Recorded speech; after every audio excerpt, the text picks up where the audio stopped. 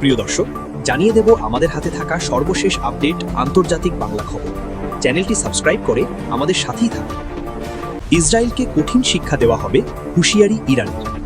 সাম্প্রতিক হামলার জবাবে ইসরায়েলকে অবশ্যই শিক্ষা নিতে হবে বলে হুঁশিয়ারি দিয়েছে ইরানের সশস্ত্র বাহিনী।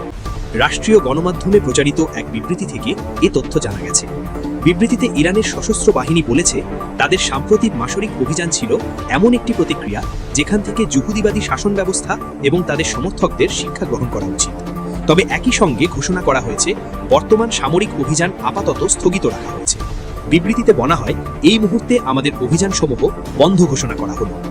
ইরানের পক্ষ থেকে সতর্ক করে আরও বলা হয়, যদি ভবিষ্যতে আগ্রাসন ও উস্কানিমূলক কর্মকাণ্ড অব্যাহত থাকে, বিশেষ করে দক্ষিণ লেবাননে চলমান পরিস্থিতি, তাহলে আগের তুলনায় আরও কঠোর ও ধ্বংসাত্মক জবাব দেওয়া হবে।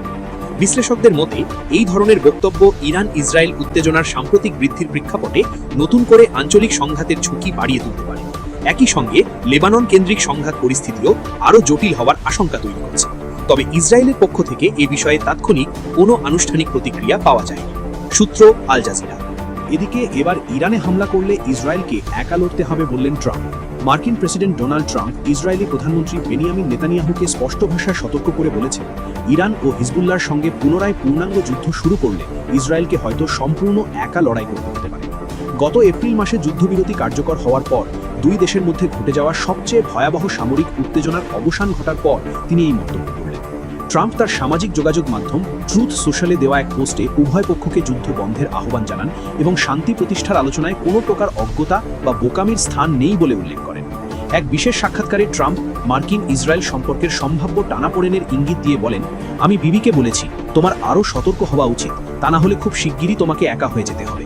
রোববার 7 জুন ইসরায়েলি বিমান বাহিনী লেবাননের রাজধানী বৈরুতে আকস্মিক ও ভয়াবহ বোমা হামলা চালালে এই নতুন সংঘাতের সূত্রপাত হয়। এই হামলার তীব্র প্রতিক্রিয়া জানিয়ে উত্তর ইসরায়েল লক্ষ্য করে পাল্টা ক্ষেপণাস্ত্র নিক্ষেপ করে ইরান, যার জবাবে সোমবার ভোরে ইরানের বিভিন্ন বিমান প্রতিরক্ষা ব্যবস্থা এবং একটি পেট্রোকেমিক্যাল কারখানায় নিখুঁত বিমান হামলা চালায় ইসরায়েলি বাহিনী। অন্যদিকে ইসরায়েলি প্রধানমন্ত্রী বেনিয়ামিন নেতানিয়াহু এক টেলিভিশন ভাষণে ট্রাম্পের এই সতর্কবার্তার বিষয়ে নিজের অবস্থান পরিষ্কার করেছেন।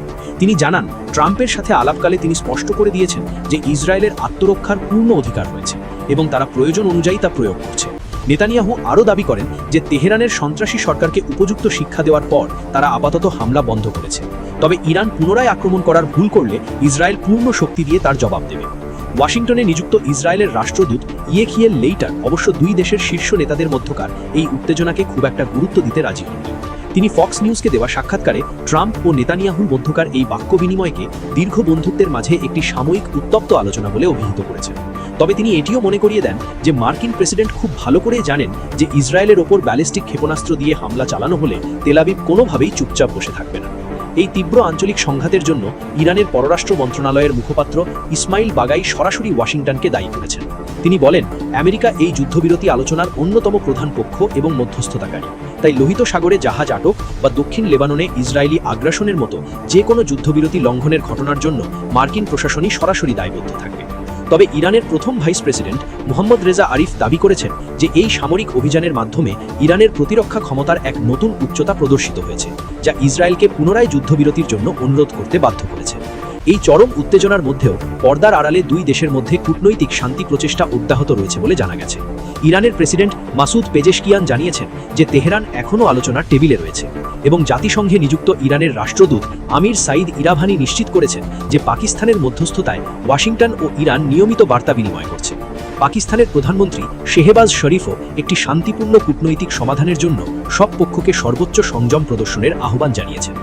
এই সংঘাতের রেশ ধরে ইয়েমেনের হুফি বিদ্রোহীরাও সোমবার সকালে লোহিত সাগরে ইসরায়েলি জাহাজ চলাচল সম্পূর্ণ নিষিদ্ধ ঘোষণা করে হামলা চালিয়েছে, যা ইসরায়েলি বাহিনী আকাশেই ধ্বংস করে দেয়।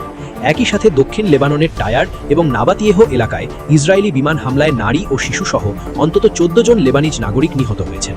এই বিষয়ে রাজনৈতিক বিশ্লেষক ফিলিস বেনিস মন্তব্য করেছেন যে ট্রাম্পের এই মৌখিক সতর্কবার্তা ততক্ষণ পর্যন্ত কোনো কাজে আসবে না যতক্ষণ না আমেরিকা ইসরায়েলকে বিলিয়ন ডলারের সামরিক সহায়তা দেওয়া এবং আন্তর্জাতিক আদালতে তাদের রক্ষা করা বন্ধ করছে।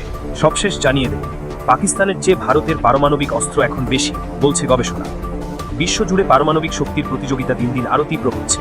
এই প্রতিযোগিতায় পাকিস্তান ও ইসরায়েলকে ছাড়িয়ে গেছে ভারত। সুইডেন ভিত্তিক গবেষণা সংস্থা Stockholm international piece research institute SIPRI এর 2026 সালের বার্ষিক প্রতিবেদনে এই তথ্য জানানো হয়েছে। সোমবার প্রকাশিত এই প্রতিবেদনে বলা হয়েছে 2025 সাল জুড়ে ভারত তার পারমাণবিক অস্ত্রের ভান্ডার আরও বাড়িয়েছে।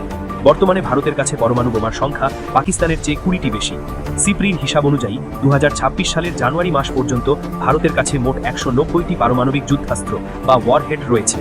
অন্যদিকে পাকিস্তানের কাছে রয়েছে 170টি। শুধু তাই নয়, ভারত ইতিমধ্যেই 12টি পারমাণবিক যুদ্ধাস্ত্র সরাসরি মোতায়েন করে রেখেছে। প্রতিবেদনে বলা হয়েছে ভারতের এই পরমাণু কর্মসূচির মূল লক্ষ্য এখন আর শুধু পাকিস্তান নয়, বরং পুরো চীন জুড়ে লক্ষ্যবস্তুতে আঘাত হানতে সক্ষম দূরপাল্লার অস্ত্র তৈরি করা। কিন্তু পাকিস্তানের সঙ্গে দীর্ঘদিনের শত্রুতার বিষয়টিকেও মাথায় রাখছে নয়াদিল্লি। অন্যদিকে পাকিস্তানও বসে নেই। ধারণা করা হচ্ছে আগামী 1 দশকে পাকিস্তানের পরমাণু অস্ত্রাগারও আরও বড় হবে। প্রতিবেদনে গত 2025 সালের মে মাসে ভারত ও পাকিস্তানের মধ্যকার সামরিক উত্তেজনার কথা উল্লেখ করা হয়েছে। 2025 সালের এপ্রিলে কাশ্মীরের পাহেলগামে একটি সন্ত্রাসী হামলায় 26 জন নিহত হওয়ার পর মে মাসে পাকিস্তান সীমান্তের ওপারে সন্ত্রাসী আস্তানা ধ্বংস করতে অপারেশন সিঁদুর নামে সামরিক অভিযান শুরু করে ভারত। সিপ্রি মনে করে দুই দেশের এই সংঘাত পারমাণবিক ঝুঁকির আশঙ্কাকে আরও বাড়িয়ে দিচ্ছে।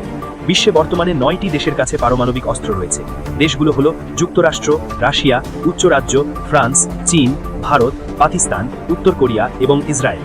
2026 সালের জানুয়ারি মাস পর্যন্ত এই দেশগুলোর কাছে মোট 12,187টি পারমাণবিক বোমা রয়েছে।